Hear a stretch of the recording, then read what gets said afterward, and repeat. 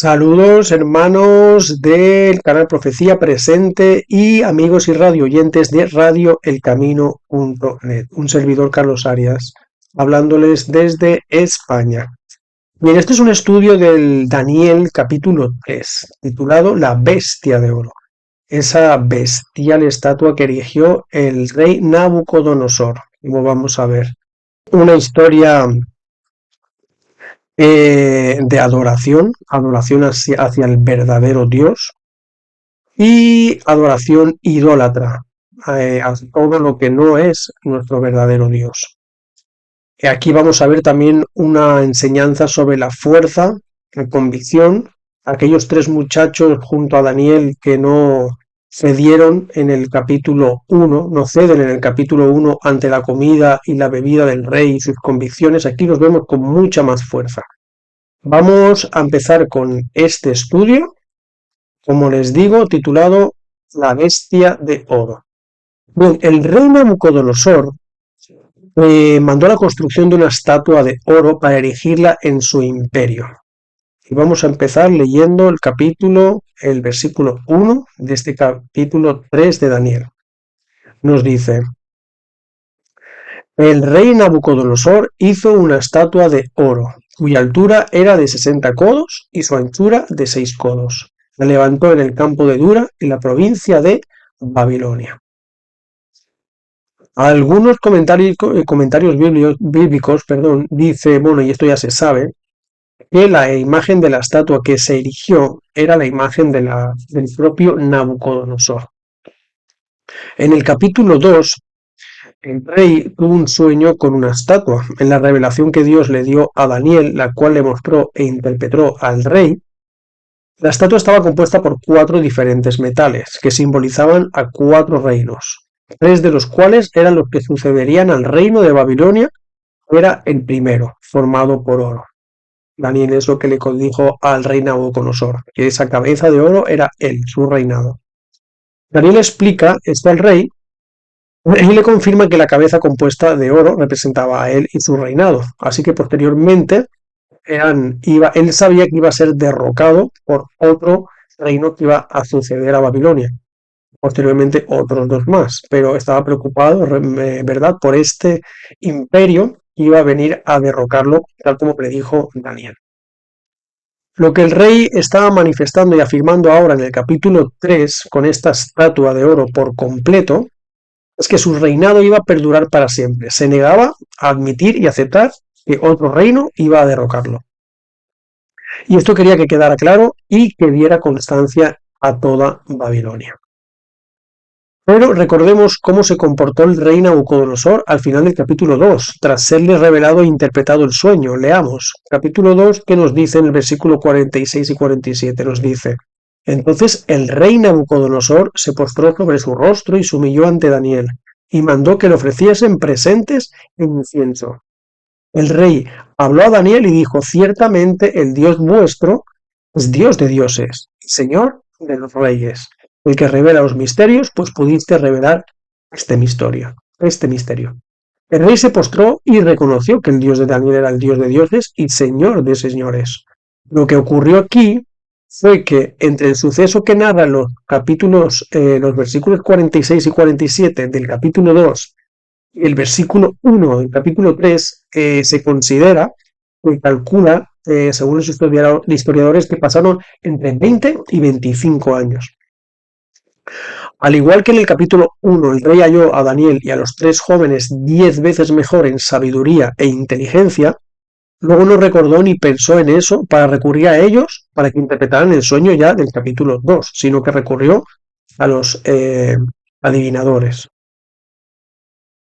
En el capítulo 3, ya esos 20-25 años que pasaron, muestra que ya olvidó el poder de Dios, que por mano de su profeta le mostró el sueño, lo cual lo llevó a postrarse y reconocer su hegemonía universal. Bien, vamos a hablar ahora de la marca en las medidas de la estatua. El versículo 1 nos detalla algo muy revelador. Las medidas de esta estatua eran de 60 codos de alto por 6 codos de ancho. Es decir, 60 más 6 o 60 por 6.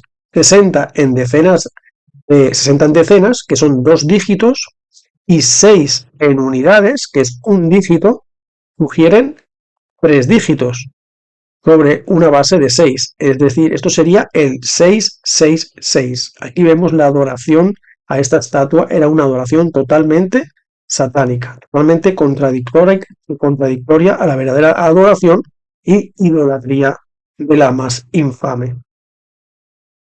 Y 60 por 6, hermanos, son 360. Una suma y cómputo del sistema de numeración babilónico. Esto lo vamos a ver más adelante. El sistema que usaban era basado en el 6, el sistema sexagesimal. En la Biblia, el número 6, es decir, el sistema sexagesimal está basado en el 6. En la Biblia, el número 6 simboliza al hombre. Dios creó al hombre, Adán, en el día sexto. El Daniel capítulo 3 tiene una similitud y conexión con Apocalipsis capítulo 13, que también vamos a ver un poquito más adelante. Leamos un versículo ahora de Apocalipsis 13, donde ya hay una clara conexión en cuanto a adoración. Apocalipsis 13, versículo 18, nos dice: aquí hay sabiduría, el que tiene entendimiento cuenta el número de la bestia, pues el número de hombre y su número es 666. Bien, la adoración al enemigo. 3 veces el número 6 es el poder del hombre magnificado. Exaltar en adoración al hombre antes del creador. Adorar antes a la creación que al creador. Jeremías 17, versículo 5, dice: así ha dicho Jehová, maldito el varón que confía en el hombre, y pone carne por su brazo, y su corazón se aparta de Jehová. La bestia usará el número de hombre para interponerse ante Dios, por eso su marca es marca de hombre. Recordemos quién es el que se hace pasar por representante de Dios en la tierra y cómo se le describe. Veamos qué nos dice 2 de Tesalonicenses, capítulo 2, versículos 3 y 4. Nadie os engañe en ninguna manera, porque no vendrá sin que antes venga la apostasía y se manifieste el hombre de pecado, el hijo de perdición, el cual se opone y se levanta contra todo lo que se llama Dios o es objeto de culto, tanto que se sienta en el templo de Dios como Dios, haciéndose pasar por Dios. El apóstol Pablo lo define como el hombre de pecado. ¿Qué es el pecado, hermanos? Primera de Juan 3:4 nos dice que el pecado es todo aquel que comete pecado infringe también la ley, pues el pecado es infracción de la ley. Así que el hombre que se sienta en el trono de Dios, haciéndose pasar por Dios, también infringe la ley. ¿No infringe la ley de Dios cambiándola junto con los tiempos en Daniel 7:25? ¿Quién cambió los 10 mandamientos? Bien, sabemos todos que es la Iglesia de Roma. Bueno, ahora vamos a ver, como he mencionado antes, el simbolismo del sistema sexagesimal, la propagación del sistema zodiacal.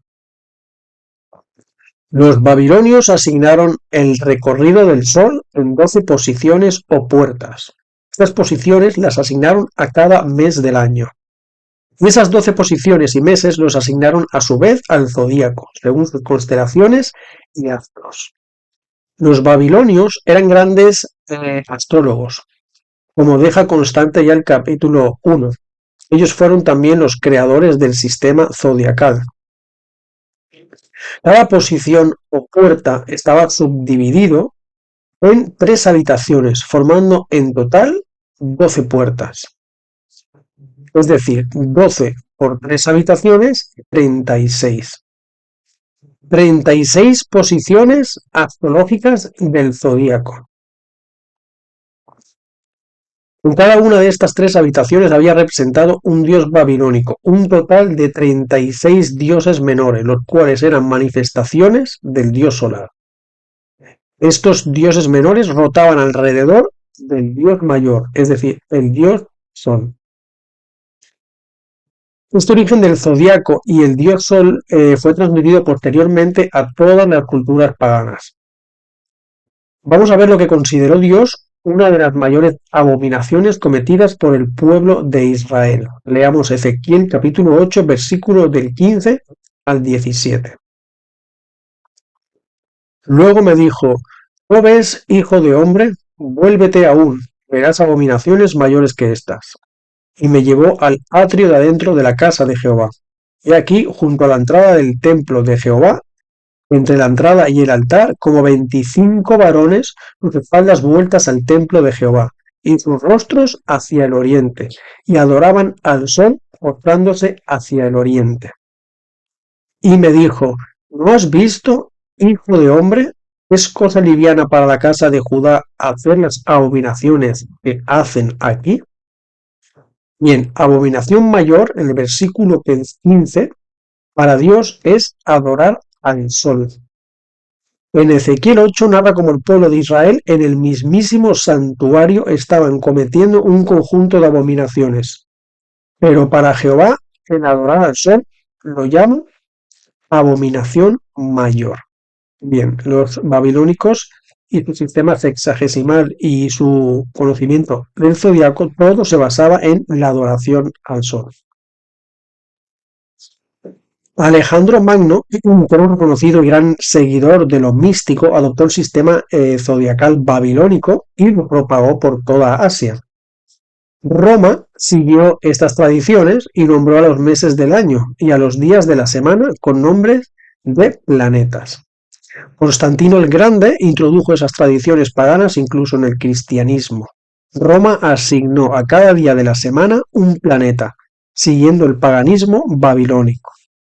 Lunes sería la luna, es decir, luna es lunes, ¿vale? Les digo primero el día y después el planeta, pero para que sepan de dónde viene el nombre de cada día de la semana. Lunes sería luna, martes Marte, miércoles Mercurio, jueves Júpiter, viernes Venus, sábado Saturno y el domingo lo asignaron al Sol.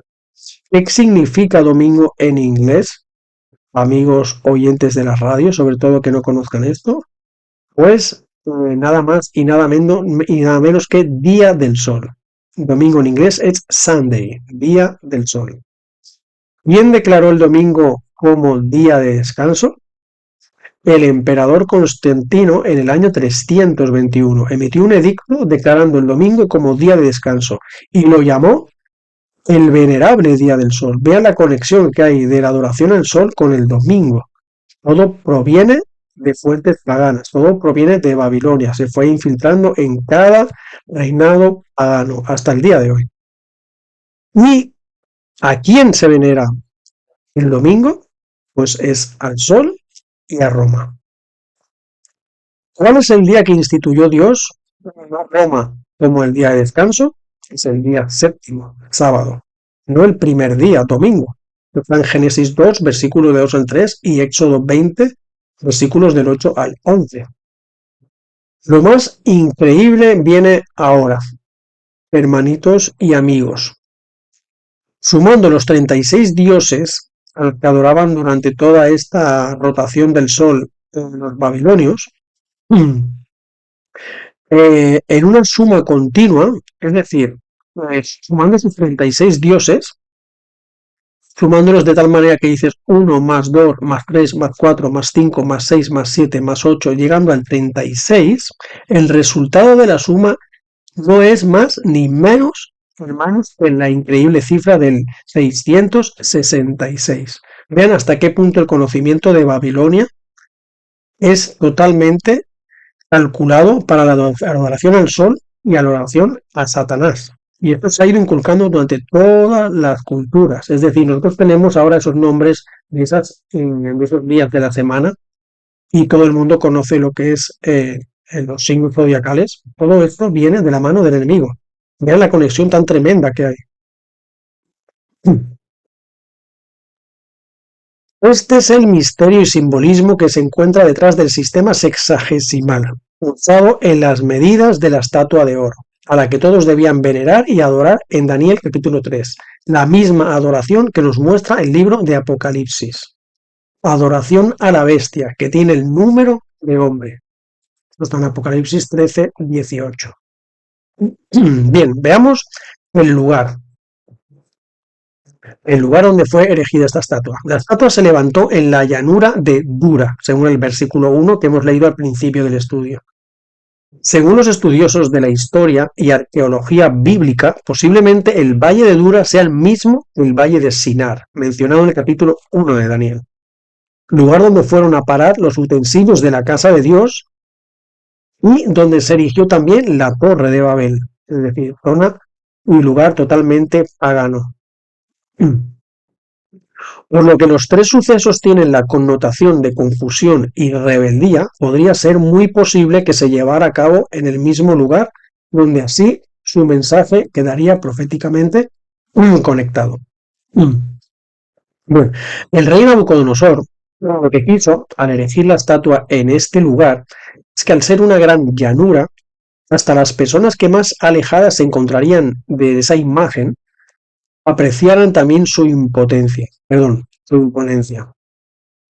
Por lo que detalla el versículo 2, deberían encontrarse una gran cantidad de asistentes. Dice el capítulo 3, versículo 2. Y envió el rey Nabucodonosor a que se reuniesen los sátrapas, los magistrados y capitanes, oidores, tesoreros, consejeros, jueces y todos los gobernadores de las provincias para que viniesen a la dedicación de la estatua que el rey Nabucodonosor había levantado. Es decir, esta gran estatua, en una gran llanura, había una cantidad de gente considerable para verla y adorarla. Para que esta estatua impactara a toda esa gente, debiera ser muy grande. Es decir, 60 por 6 codos, dice la Biblia, que esto es aproximadamente 30 metros de alto y 3 metros de ancho. Una bestia de oro. Una gran estatua para traer gran confusión, en verdad, con su nombre escrito, Babilonia la Grande, como menciona Apocalipsis 17:5. Sabiendo que Babilonia significa confusión, esto era una gran confusión, idolatría y falsa adoración. ¿Qué cree Dios y la Biblia sobre la idolatría y la falsa adoración?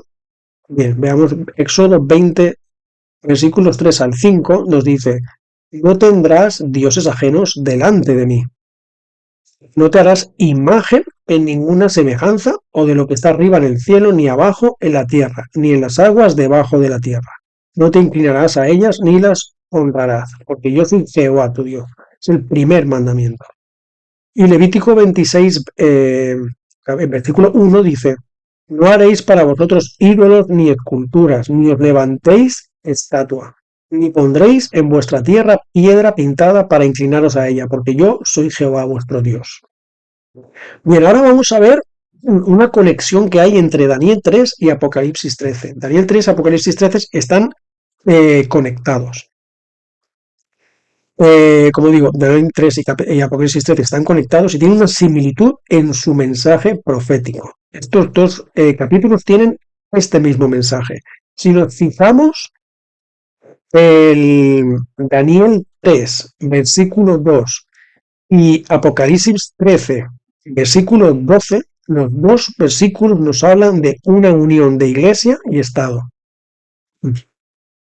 Daniel 3, del versículo 1 al 2 y Apocalipsis 13, versículo 14, los dos nos habla de una imagen falsa. Daniel 3, versículo 5 y Apocalipsis 13, versículo 15, nos habla de una adoración forzada.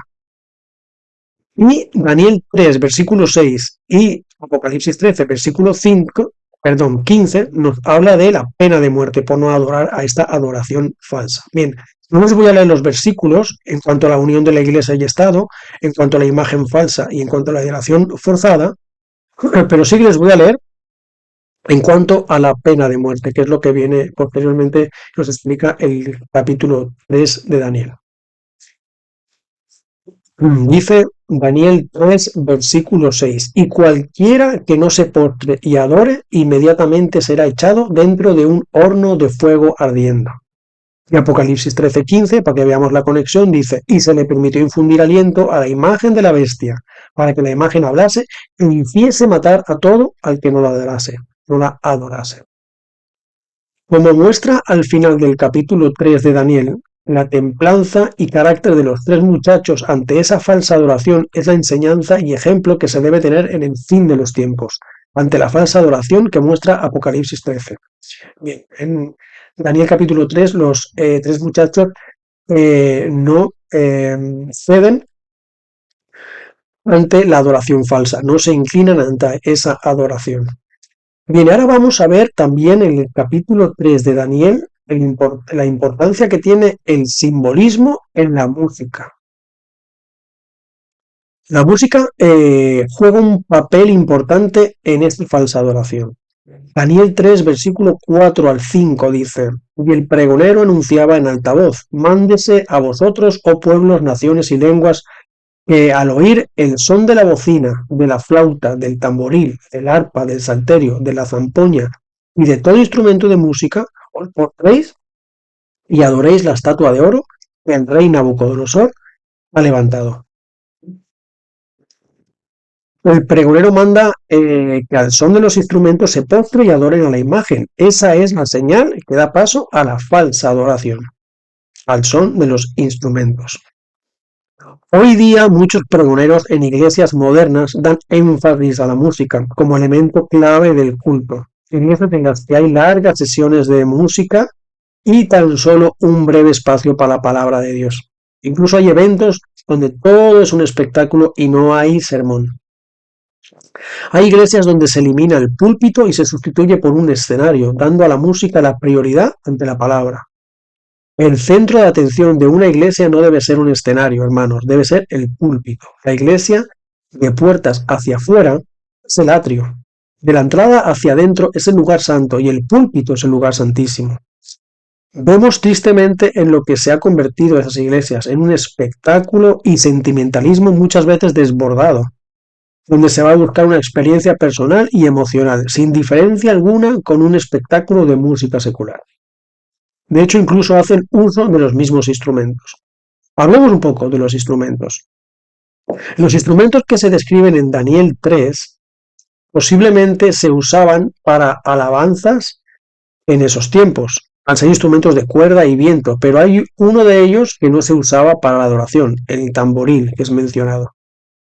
El tamboril es un instrumento de percusión. Ese tipo de instrumento solo era usado por culturas paganas.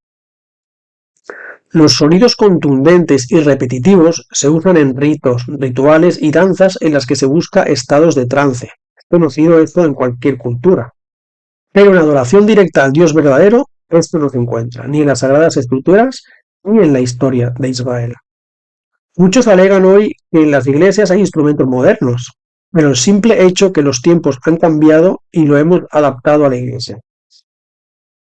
Esto llevaría a un largo debate, en mi parecer. Yo solo aporto que las iglesias no deben adaptarse a los tiempos modernos. Los tiempos modernos deben adaptarse a la iglesia. Los tiempos modernos cada vez necesitan más de la salvación. Por lo tanto, la iglesia no puede adaptarse a los tiempos modernos. Llamar la atención del mundo para introducirlo en la iglesia no es acercar la iglesia a las personas de fuera, es acercar el mundo a las personas que ya están dentro. Es un asunto peligroso, hermanos. En los instrumentos, como en las medidas de la estatua, hay también un mensaje algo oculto. Los instrumentos mencionados en el versículo 5 son la bocina, la flauta, el tamboril, el arpa, el salterio y la zampoña. ¿Cuántos instrumentos son nombrados, hermanos? Son 6 instrumentos. Tras mencionar en el versículo 5 que al son de los instrumentos, el que no se postre y adore será echado dentro de un horno de fuego ardiendo, al ser esta señal para la falsa adoración, la lista de los 6 instrumentos se repite 3 veces. Es decir, esta lista de 6 instrumentos que es mencionado en cuanto a adoración se repite en el capítulo 3 veces, en el versículo 7, el versículo 10 y el versículo 15. Es decir, 6 por 3, 666. De nuevo, el número 666, el número que hay en la falsa adoración de la imagen de Nabucodonosor, en la falsa adoración de la imagen de Apocalipsis 13 y ahora en la falsa adoración que se usa en la música. ¿Alguno cree que esto es casualidad, hermanos? Lo dudo muchísimo. Bien, ahora la voluntad de esos tres muchachos a no inclinarse hasta ante la estatua. El remanente que se revela a la falsa adoración. Lo que está detallado en este estudio es el mensaje simbólico y profético del capítulo. El resumen de la historia relatada en sí de Daniel 3 es que los tres jóvenes, amigos de Daniel, se negaron a postrarse y adorar lo que representaba esa estatua. Fueron fieles a su Dios. Eso llevó a que el rey Nabucodonosor los arrojara al horno de fuego, calentado 7 veces más de lo acostumbrado. Una vez dentro del horno, junto a los tres jóvenes, se encontraba alguien que, como dijo el rey, parecía al hijo de los dioses. Este era ni más ni menos que Jesús, que lo salvó de su sentencia. Sus ropas y cabellos estaban intactos y ni tan siquiera olían a humo. Así es como serán protegidos el remanente, hermanos, que no doble sus rodillas a inclinarse ante la bestia y su imagen descritas en Apocalipsis 13. Porque es menester obedecer antes a Dios que a los hombres, nos dice Hechos 5:29. De este horno de fuego, los fieles a Dios son salvos, pero el otro horno de fuego para los infieles no existe salvación, amigos. Y leámoslo esto en el capítulo de Mateo, versículos 41 y 42 del capítulo 13. Nos dice: enviará el Hijo del Hombre a sus ángeles, y recogerán de su reino a todos los que sirven de tropiezo, y a los que hacen iniquidad, y los echarán en el horno de fuego. Allí será el lloro y el crujir de dientes. Bien, hermanos, y sobre todo amigos radioyentes de Radio El Camino.net. Hay un horno de fuego donde los tres muchachos en el capítulo 3 de Daniel no entraron, se salvaron, no se quemaron, pero para toda la humanidad que no acepte a Cristo como su Salvador, acepte la perdición para siempre, y no estamos hablando de un castigo donde van a sufrir por los siglos de los siglos, donde van a estar quemándose por la eternidad. Esto es una incomprensión y algo que se ha tergiversado la palabra de Dios. Cuando se refiere a muerte eterna no es sufrimiento eterno, sino muerte por toda la eternidad, mueren para siempre. Ese horno de fuego que está preparado para los impíos, los que no acepten a Cristo, ese horno de fuego no serán salvos como fueron los tres muchachos salvados en ese horno de fuego por Cristo Jesús. Ese horno sí que está para la perdición eterna de todos. Les invito a estudiar las Sagradas Escrituras, les invito a que vean cuán grandes son los mensajes de la Biblia, cuán maravilloso es la profecía que estuvo escrita durante hace mucho tiempo y ahora ya se está revelando como cumplida, como que se está cumpliendo y como que se cumplirá. Les invito a conocer la palabra del Señor, a buscar esa paz eterna, esa felicidad eterna y esa salvación para toda su familia y esa persona en concreto que quiera. Ese horno de fuego es perdición eterna.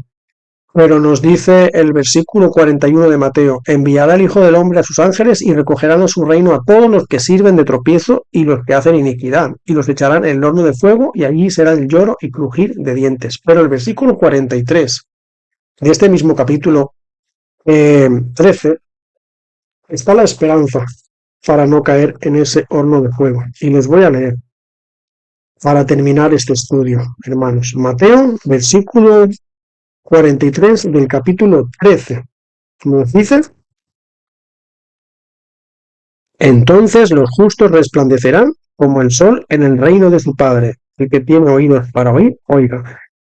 ¿Quieres tú, amigo, perecer en el horno de fuego? ¿O quieres resplandecer como el sol en el reino de nuestro Padre celestial? Te invito, amigo, a que aceptes a Cristo Jesús.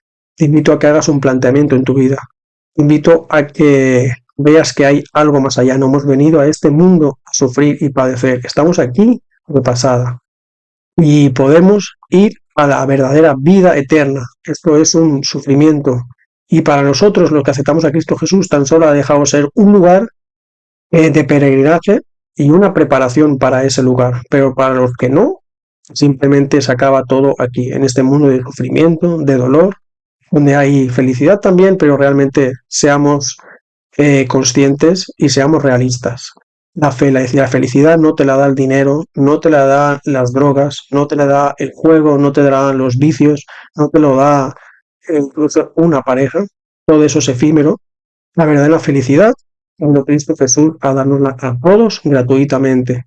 Y Él pagó por todo ello para que tú y yo seamos salvos. Te invito, amigo, a que puedas plantearte esto y buscar de la mano del Señor.